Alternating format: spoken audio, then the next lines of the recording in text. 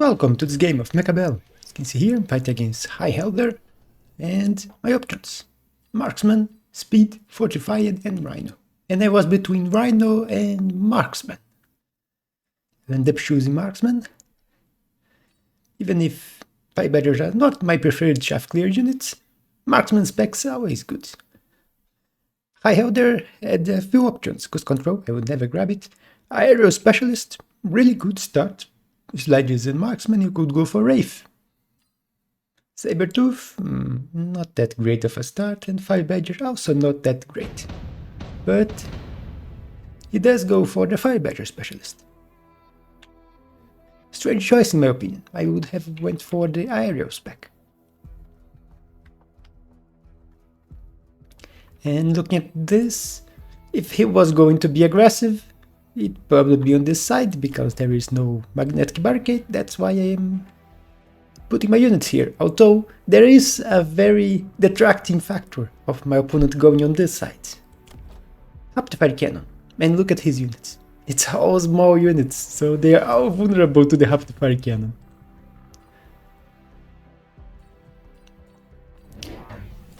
You see me just positioning here. Very symmetrical between themselves, not with the towers.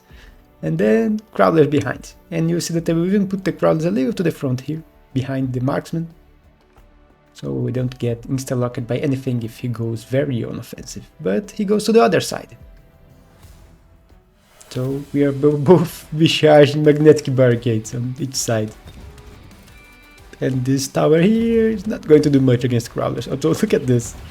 Look at the stack of units in here. Imagine a storm here, killing everything.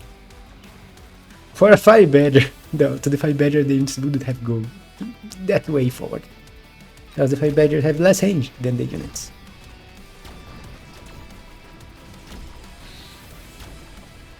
You can see the tower here, bravely trying to defend, and with the debuff, it started to bow down everything here. Perfect debuff timer to help this tower. Look at the damage.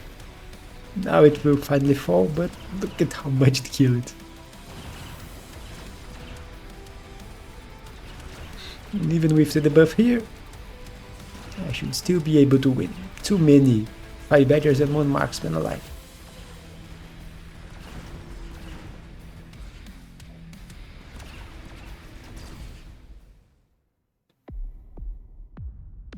And 350 damage.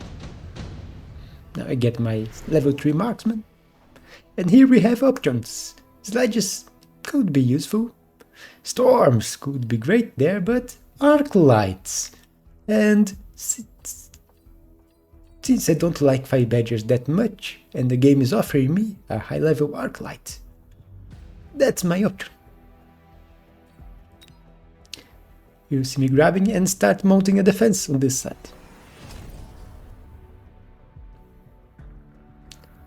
I will start selling units and I will sell the Five Badger, because now I'm going arc lights.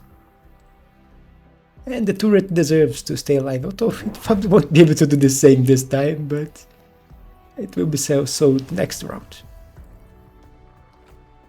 My opponent got the sledges. And he too will start mounting a defense on this side, I think. Instead I put the marksman, 2 arc lights, and 1 crawler in here. I don't quite have the money to grab extended range on the arc lights yet, though I really needed it.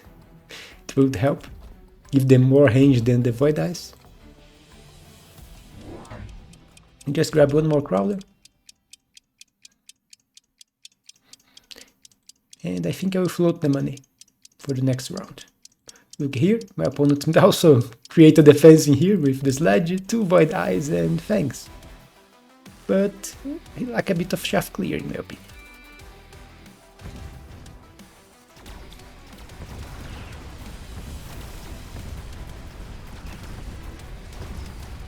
The sledges are a bit annoying, but they die to the marksman, and he has no shaft to protect them against all my units. And here you can see the Acolytes are doing great, even with the Void Eyes targeting them. This one is almost dead, but this one is still alive, and it will stay alive. So I win both sides, and more damage. My opponent's below 4k, even if just by a little bit. Here we have Incendiary Bomb and additional deployment. And an additional deployment this soon, hard to pass.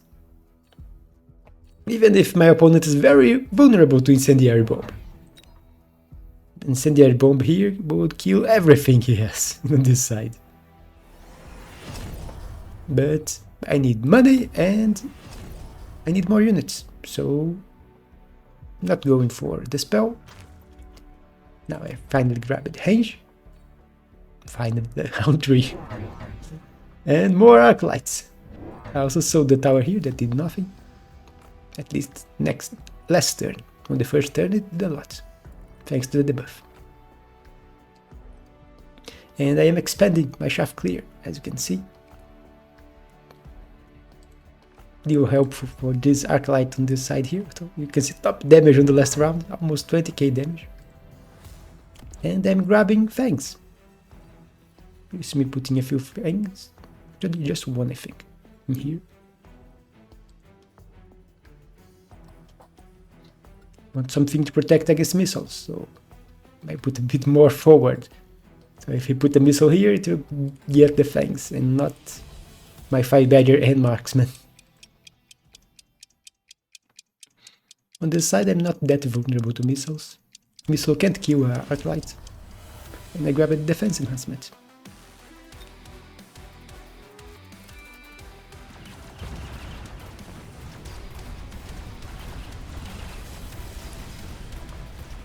He put crawlers in here, but they are getting destroyed quite easily. And now with Henge, things are going even better on this side. Even if he also grabbed the Henge on his Void Eyes, so he still has more Henge than my Acolytes. But both sides victory again. My opponent's getting closer to 3000. Here the game offered a cursed unit. Fortified Hacker can be good, especially for elite specialists, which can recruit them at level 2, and they get a lot of HP with Fortified. They became quite a tanky unit that is really annoying. I'm going for Electromagnetic Impact, because I will get it back later, even if it's not that useful on this turn. And my opponent went for Wasps, which I expected, and you'll see that I will put units to deal with it. I will get a lot of Fangs. See one Fang here, protection against missiles, and funnel his units into the magnetic barricade, because I sold my tower here, so I don't have anything dragging them to the middle. They would spread out, and I don't want that. If they are closer together, it's easier for my Acolyte to kill them. And you can see I'm grabbing a lot of Fangs. Now I have 5. From 1 to 5. You can see I put, so they are able to deal with any wasps my opponents put on anywhere. Quite a lot of shaft on this board here, you can see. 4 crawlers and 5 Fangs. But my opponent's going for a annoying sledge, deep flank, and he will throw his wasps here too.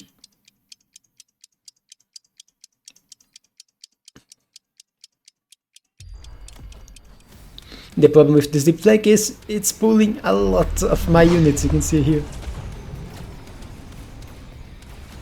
Half, even more than half of my defense here was pulled by this deep flank of sledges. And that leaves my tower very vulnerable. And look at this, how those units passing through, because there's nothing to kill them. The Acolytes are now trying to defend the tower, but it's too late. I'm still winning the right side, even with the debuff. 9 seconds of debuff. which usually means defeat.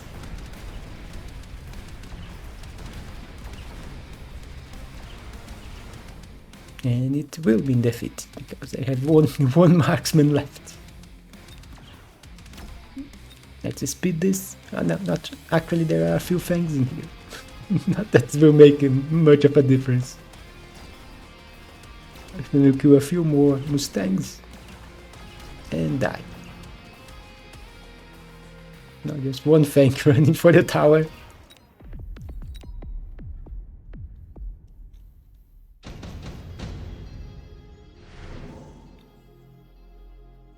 Here, mass-produced sledges is not a bad card. Could have went for it and started grabbing a few sledges. Sledges with armor would be great, although he's not investing on the Mustangs. So we'll just skip for the money.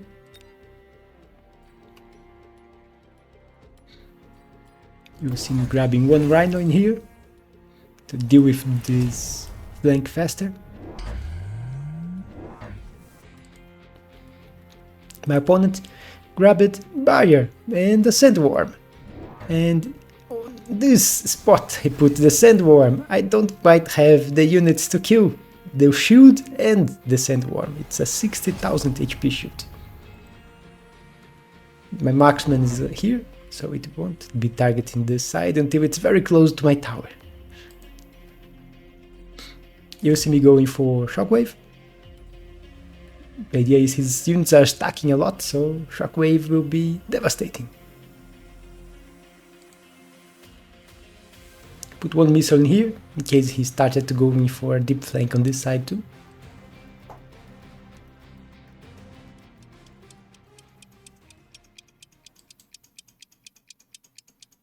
And you can see we grabbed more crawlers here.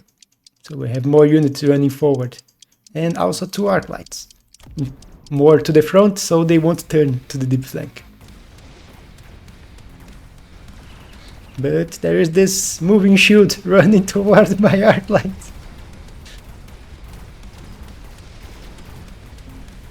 Poor arc light got devoured.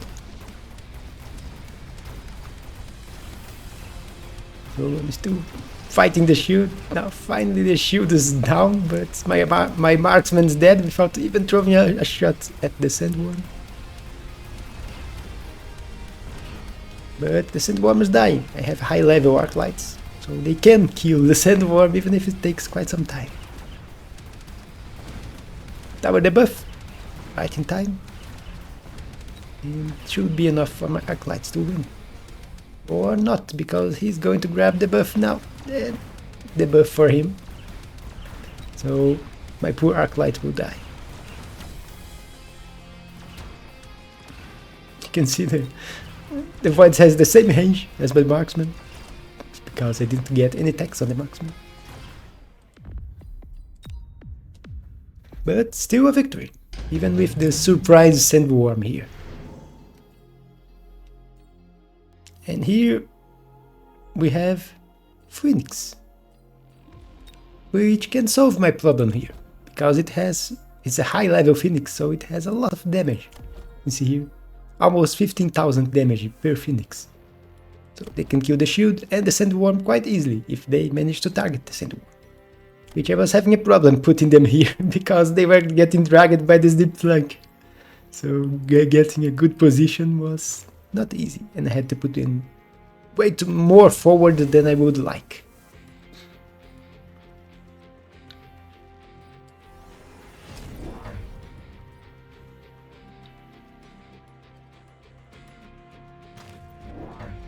Finally sold the last 5 badgers. And my opponent, wisely, although I do have a lot of fangs, but he's going for wasps, which will be quite annoying, considering I just went for Phoenix to counter his Sandworms, and now they won't counter anything, because there will be a lot of wasps in front. And this position actually is quite annoying, because those fangs are getting dragged by the deep flank, and the wasps will have nothing to kill them, because those fangs are way too forward. They will die first. So it will be one marksman and the Phoenix trying to deal with 3 packs of wasps. Instead I'm grabbing Angel, the marksman, finally. But now the marksman will be distracted by air.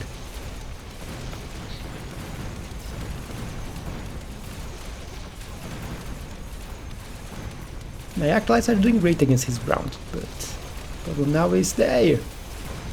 And the worms. There is one more worm in here. Look at the rhino. Punching the worm in the face. He died, but he did I think two hits the worm. But a lot survived on this side this time.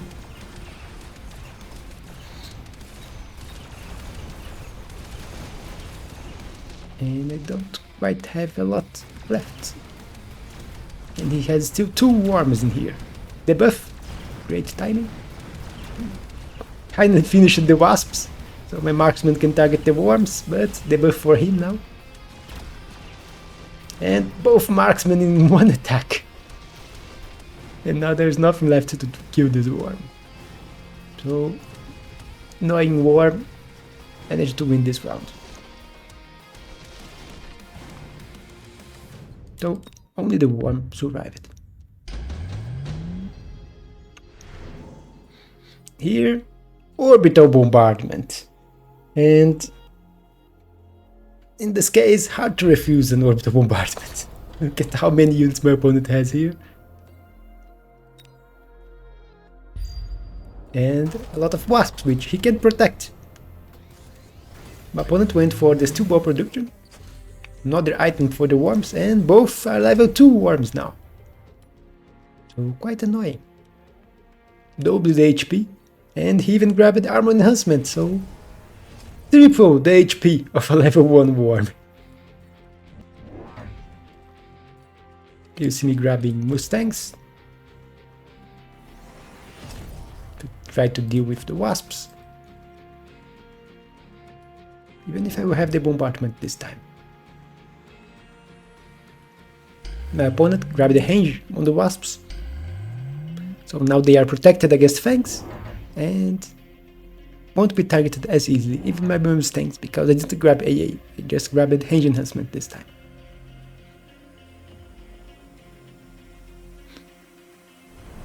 And the threat of worms just increased by a lot, with one more item, which is a good one, producing steel balls, and both at level 2 with armor. So even if I prepared, I even put one on this side, in case he put wasps in here too. So even if I try to deal with the wasps, there's one more here, so more wasps now. I still have the Phoenix, which are high damage. And now are targeting the shield. But now they are dying to the wasps. The orbital did a lot, you can see here. His army got devastated by the orbital. And now his worms are basically alone. Only a few wasps in the air here. Debuff. Good timing. So the worms just went underground. So not that great of a time. But finished dealing with the air. Now there's only worms. Another debuff. So I should be able to defeat the worms, even if I don't have quite the units I needed to deal with them easily. But the orbital was just too good here, and the buffs from the other side, that's quite weak for him. He didn't invest a lot in here. So, lots of damage.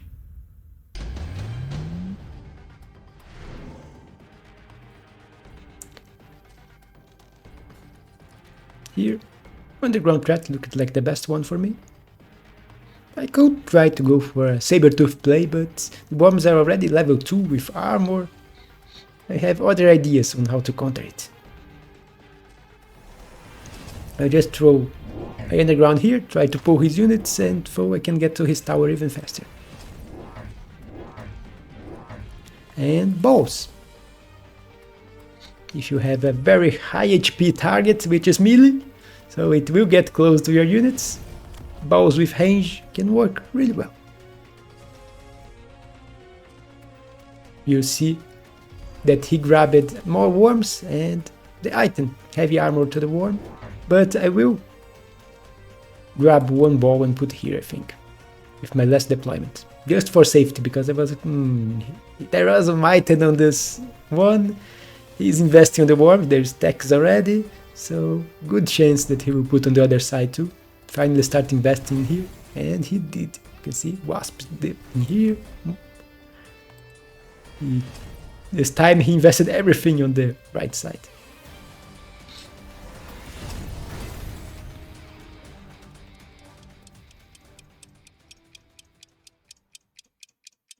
Looks like no, we didn't put, here it is. Remember, I put on steel balls. I was thinking of putting here, then move it to the right side. And they will be very useful here.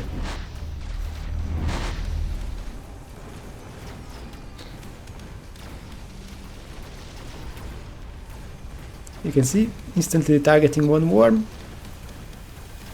Worm goes down. Targeting the other worm. Fortunately, not quite have the melee units to distract the worm, so they will go forward. Do a little more damage, almost dead. Now it's dead.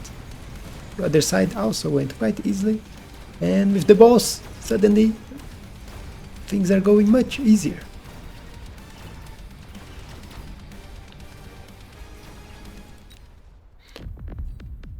And my opponent is almost dead, 19 HP. Here, another item he could use, but I will get heavy armor, because one of my balls just got a level. Even if it's kind of useless against the worms, but it's useful against his other units, so I will get the level for the worm and give it heavy armor.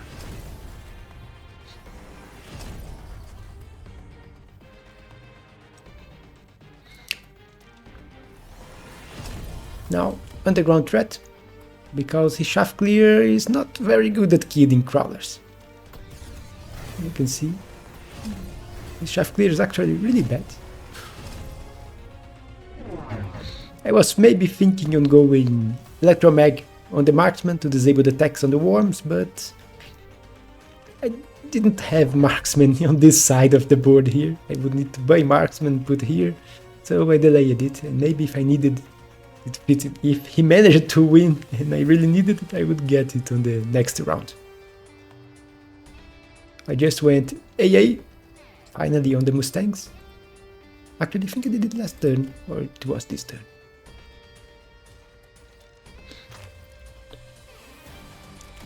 Damage 2. Kill units more easily. Also grabbing range here. You can see he went ground specialization wasps. But when I'm getting Mustangs with AA, even look at how many wasps he has.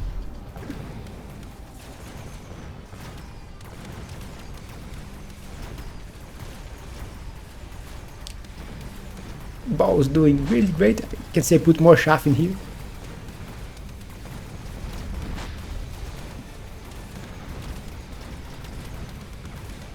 And look at the wasps dying. Although the worms do a good job distracting my Mustangs. Especially now that they will turn into more worms. So if it lasted for another round, I would need the electromag to disable the worms. Which is a very big vulnerability for them. But victory this turn by quite a bit. And if you enjoyed, you can subscribe if you're not subscribed yet. But let's view the battlefield here. You can see worms with techs are actually really powerful, but as I said, they are very vulnerable. Next round I would just grab electromag on the marksman and suddenly his worms would not turn into other worms when dying and would lose a third of their HP just with the electromag hitting them, because they would lose armor enhancement, which would also make them more vulnerable to my low damage units. That's a very big vulnerability, and you can't protect them. Worms would be much better if you could protect them against electromag. But since at the start of the fight they go underground, you can't hit them with photon coating. So even if you grab the Farseer with photon coating here, it wouldn't hit your worms. There should be a way you can say that, put that, like a button on the worms that delay the going underground for 2 seconds and something like that, so you could protect them with photon coating. But there is no button for that, unfortunately. Worms would be more used if there was. But that's it for this game. Hope you all enjoyed. Don't forget to leave a like and I would ask you to subscribe. Comment. You can leave a comment. And I will see you on the next one.